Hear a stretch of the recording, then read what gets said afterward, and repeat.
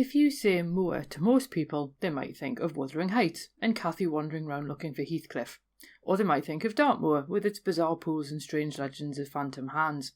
Maybe you think of Bodmin and its fantastic beast. You probably won't immediately think of the Town Moor that lies immediately north of Newcastle upon Tyne city centre.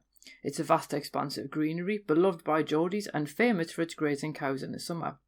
Now, while it's not filled with ghost stories, fairy legends or tales of the devil creating local landmarks, the Town Moor does play a role in the folk history of the city.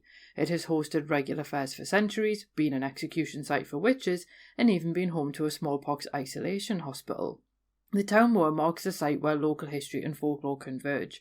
So what tales can this expanse of open land tell? Let's find out in this week's episode of Fabulous Folklore.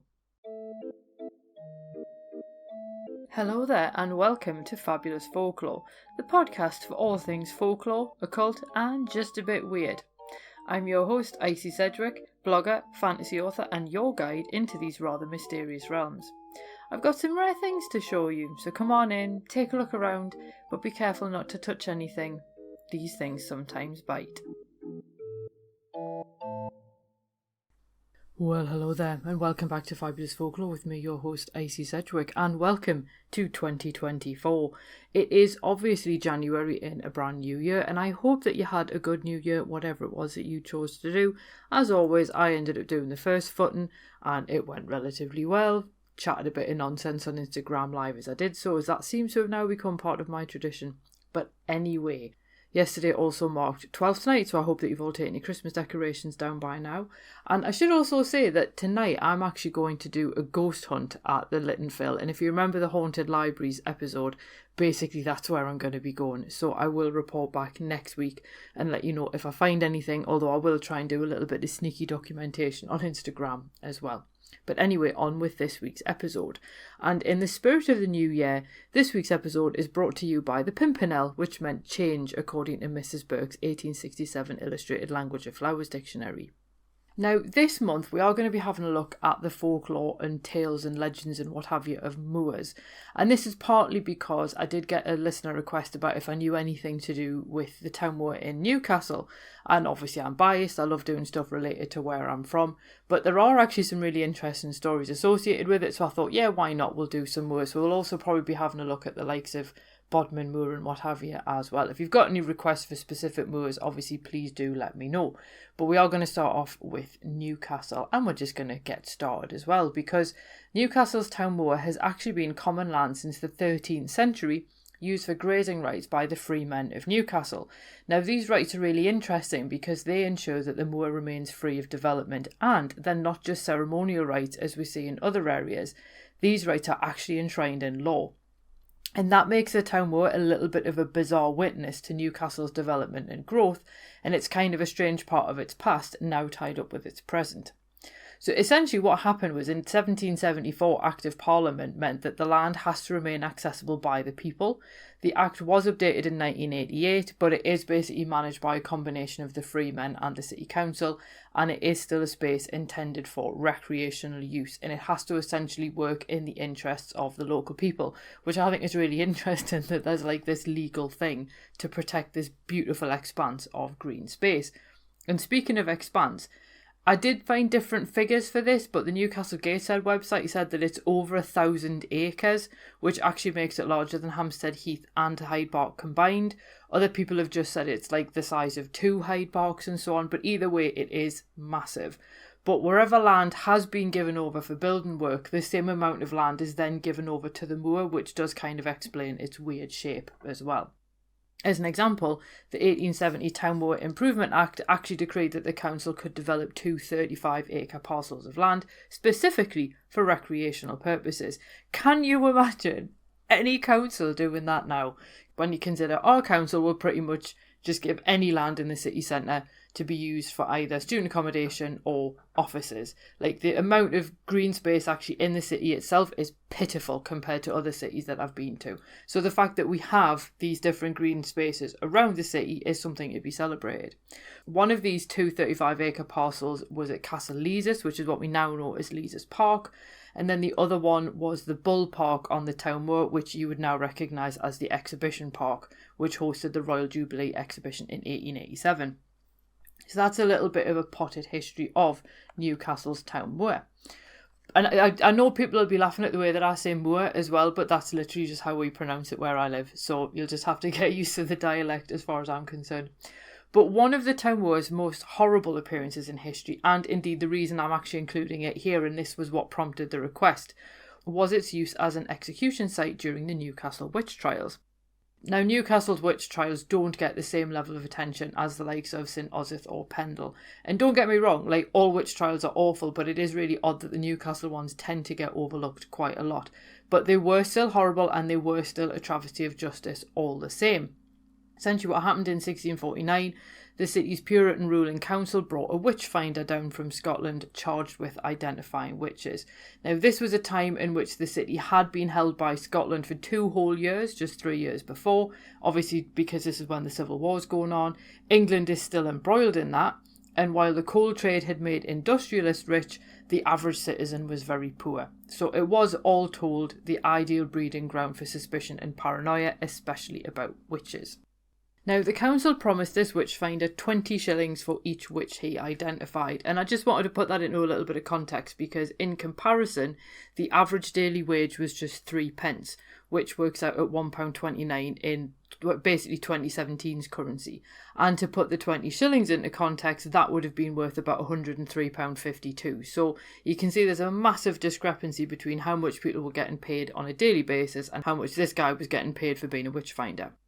Now, the call went out for people to bring their complaints against suspected witches so the witchfinder could then try them. And if you have ever been in a community Facebook group, you will know that any neighbourhood has its own petty squabbles and drama.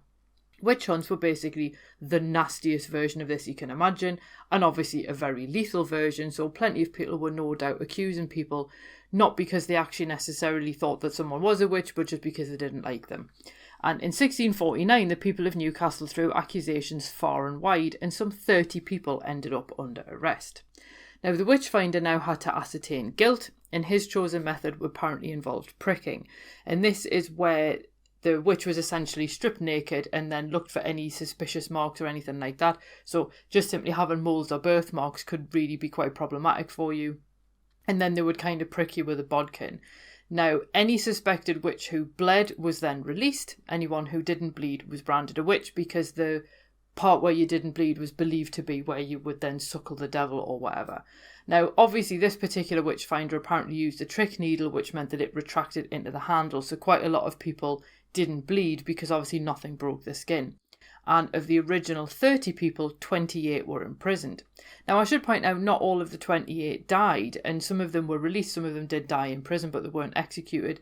And one of the instances, which I think just speaks volumes about this particular period, is one of the accusers, apparently a really good-looking woman. She was quite personable, quite young. She basically didn't fit the typical witch stereotype. And one of the council insisted that she actually be tested again because he just could not believe that this woman could possibly be a witch. She hadn't bled the first time, but then the second time she did, so she then went free. So it does just go to show that pretty privilege existed even then, but it also means that we can't always immediately assume that anybody who was like up for anyone who was accused necessarily was a witch or anything. 2 of the archivists from Tyne Archives and Museums were actually at an event that I did in December, and one of them was explaining that it's not so simple to just go, oh, these were all women, therefore they would have been healers. I mean, that particular stereotype has been debunked time and time again. Nobody knows why these women were accused. Some of them were married, so it wasn't necessarily that they were widows, it was just for whatever reason someone didn't like them. But obviously this particular woman managed to go free. Now, 14 women and 1 man were eventually imprisoned and hanged on the Town Moor on the 21st of August 1650. And I do think it's important that we remember who they were. So their names were Matthew Bulmer, Elizabeth Anderson, Jane Hunter, Mary Potts, Alice Hume, Eleanor Rogerson, Margaret Muffet, Margaret Madison, Elizabeth Brown, Margaret Brown, Jane Copeland, Anne Watson, Eleanor Henderson, Elizabeth Dobson and Catherine Coulter. Now, fate had a particularly funny sense of humour in this case because the witchfinder himself was then later arrested and actually executed for fraud. It is believed that over 200 women died because of his business, as it were. So it's a shame that it didn't happen sooner, but at least he did get his comeuppance eventually. Now, there is no monument to the execution of these 15 people on the moor. No one even knows for definite where the scaffold was, but on those damp days when the sun has long since set and ground mist swirls in the pools of orange cast by the streetlights, you can certainly imagine the desolate scene that awaited these almost certainly innocent people. They were actually buried in St Andrew's churchyard in unmarked graves, but there is a monument to mark them there. Now, the sheer size of the Town Moor has made it a great location for demonstrations, fairs and festivals over the years, and in the 19th and early 20th century, such a wide open space offered enough room for the masses who wanted to attend protests, and the moor was obviously a safer meeting place than any of the quite cramped spaces in town. You still get this to an extent now, where people will usually gather at the monument for protests and demonstrations and things, but then they might often move on to the Town Moor. So to give you an example, a demonstration supporting the Women's Franchise Bill took place on the Town Moor on Saturday 16th of July 1910, and between 2,000 and 3,000 people took part. Now, the members of the societies linked with the gathering and their supporters actually gathered at the cattle market, which is down by the central station, and then they marched through the city to the Town Moor. There's also been demonstrations for things like Chartist meetings and working class rights and stuff like that. Nowadays, the Town Moor is home to the Mela Festival in early June to celebrate Asian culture, which is very popular, and Northern Pride in mid-July. And these are both actually really hugely popular and successful events. They happen every year. People really enjoy going to them. They are a really brilliant way to bring the community together. And in many ways, they are actually a nice nod to the fairs and festivals of yesteryear that marked changing seasons or notable events. Now, I do want people to remember that an event doesn't need to involve Morris dancers or traditional storytelling to be part of the living, breathing entity that is folklore. And speaking of fairs, you can't talk about the Town Moor and not talk about the Hoppings. The moor has been home to various fairs throughout the century, so I will get the Hoppings in a minute, but apparently there was a Lammas fair held on the moor on the 1st of August from 1218, and then there was also another fair called the Cow Hill Fair, which happened on 18th of October from 1490. Now, horse racing also took place on the moor because of its size, and race week occurred on the moor from 1721. Now, from 1751, it actually fell in the week nearest midsummer. Now, the horse racing eventually moved to Gosforth Park Racecourse in 1882, and Newcastle's Temperance Festival then took over both the site and the date.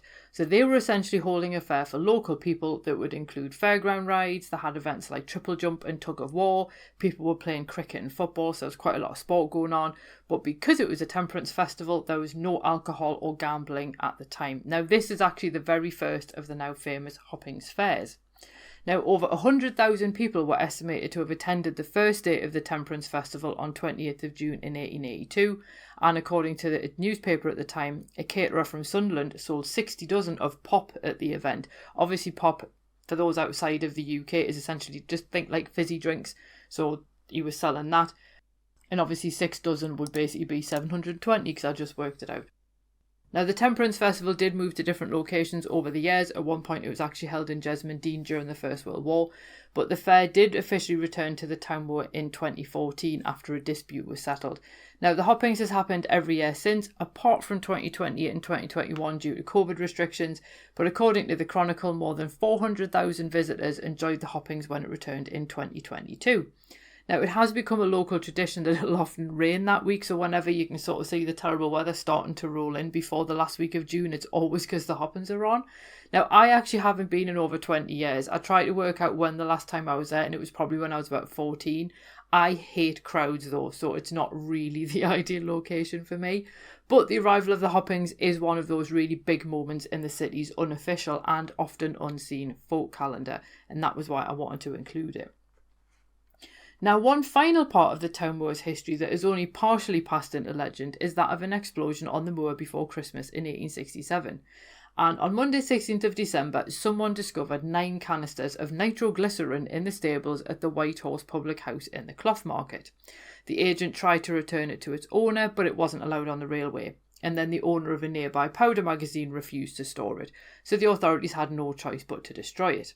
So police officers didn't really know how to dispose of nitroglycerin, because why would you? So they actually sought the advice of John Mawson, who was a chemist.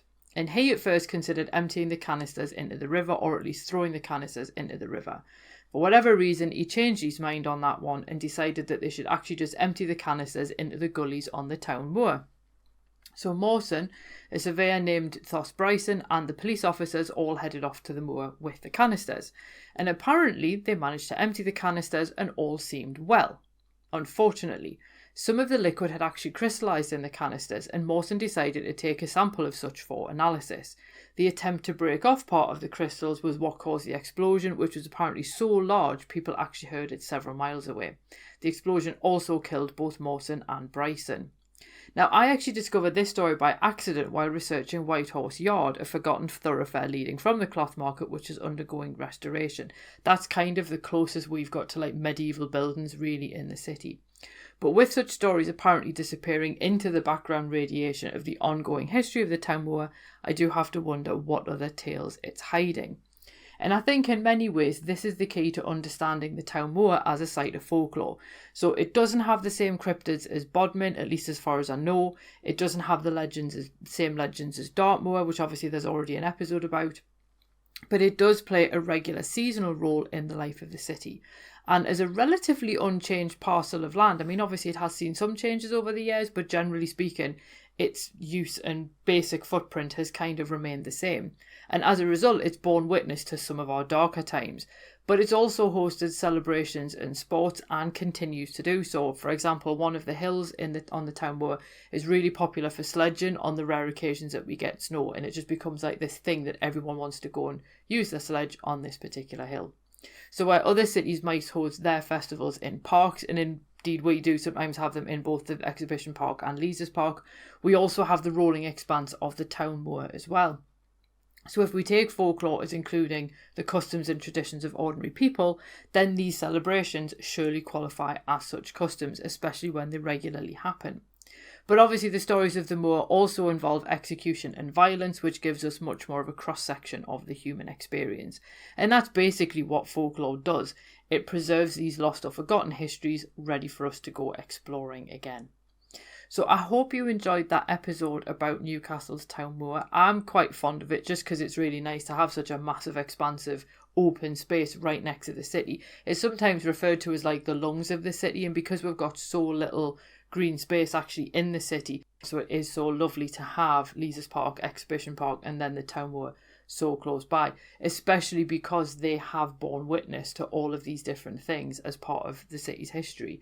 And some of it's quite ephemeral in a way, in the fact that obviously these celebrations that happen every year, they don't really leave any trace behind, but they kind of remain in folk memory and obviously also in newspaper archives as well, as kind of a mark of the passing of time, as it were. So I hope you enjoyed that. Slightly different approach to folklore this week, but I hope that you found it interesting. And if you'd like me to do any additional things on Newcastle's witch trials, please do let me know, and I'll be more than happy to do that next time we'll have a witchcraft month, which obviously will be coming up at some point, because we all know how much I love doing my witchcraft things.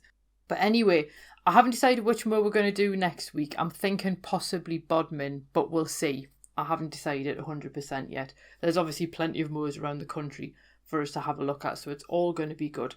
I do also want to make a quick announcement that I'm doing another talk with Cresswell Crags at the end of February, so you can find the link for the tickets for that in the show notes.